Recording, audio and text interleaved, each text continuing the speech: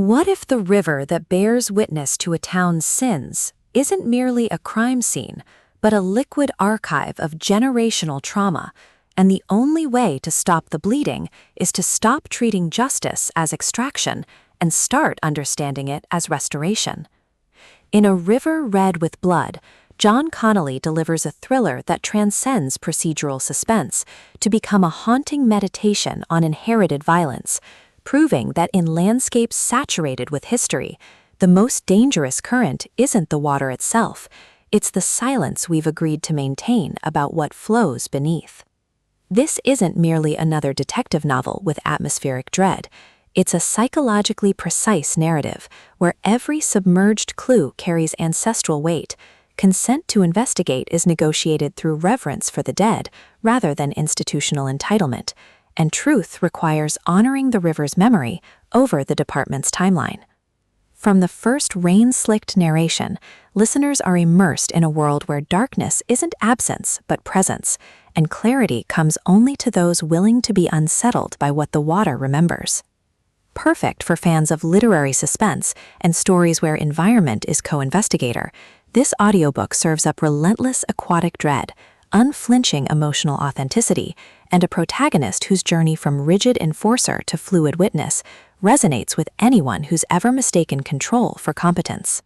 When Detective Charlie Parker is drawn to a series of ritualistic drownings along the Blackwater River, he expects pattern recognition, not to discover each victim's positioning mirrors unsolved cases spanning decades, each tied to the river's shifting course and the community's refusal to acknowledge its own complicity in cycles of violence. But as Parker navigates murky waters and institutional resistance, he realizes this case isn't about catching a killer, it's about confronting how his own methodology has mirrored the very erasure he seeks to undo. Connolly masterfully avoids reducing Parker to tortured detective or the river to symbolic backdrop. Instead, he crafts a narrative where investigation becomes relational practice, where consent is renegotiated through humility rather than authority, and where resolution requires integrating ecological wisdom with forensic rigor. The audiobook narration amplifies this emotional precision, capturing Parker's disciplined focus softening into receptive stillness, while secondary voices shift subtly between bureaucratic defensiveness and ancestral knowing, making every dive feel like both excavation and apology. You don't just hear the mystery unfold, you feel the seismic shift of a man learning that some truths can only be found when you stop demanding they surface. What elevates A River Red with Blood beyond typical Noir thrillers is its nuanced portrayal of environmental forensics as ethical reckoning rather than technical exercise. Parker isn't merely solving crimes, he's confronting how law enforcement culture taught him to treat landscapes as resources rather than witnesses, challenging the notion that objectivity requires detachment. His relationships evolve through acts of radical reciprocity, sharing silences with river elders whose knowledge bypasses official records, establishing protocols that honor both evidence integrity and cultural sanctity, and defending the river's right to retain secrets against systems that demand total exposure. Supporting characters add vital texture, divers whose expertise encodes embodied memory, historians whose archives map emotional geographies, even the dredge itself, rendered as mechanical confessor whose churned sediment releases decades of suppressed testimony. Every interaction reinforces the novel's core truth. In ecosystems built on flow, rigidity is violence, and presence is the only reliable compass.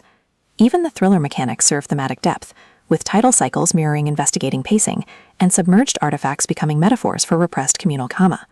For audiobook listeners, this production is an immersive sensory descent into aqueous intimacy. The narrator embodies Parker's evolution with remarkable range, from clipped professionalism to trembling openness during breakthroughs, while supporting characters are distinguished through vocal textures that honor regional cadence without caricature. Sound design enhances atmosphere without overwhelming immersion, distant water lapping marking temporal rhythm, rain against boat holes during vulnerable confessions, the hushed gurgle of oxygen tanks sinking with breath during moments of revelation, all anchor existential stakes in tangible reality. Pacing mirrors the cadence of riverwork, deliberate during preparation and reflection, then surging with urgency as external pressures collide with internal awakenings.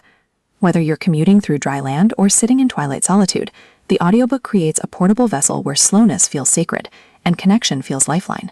It's storytelling as embodied validation, transforming passive listening into active participation in a journey where healing isn't about draining the swamp, but about learning to navigate its depths.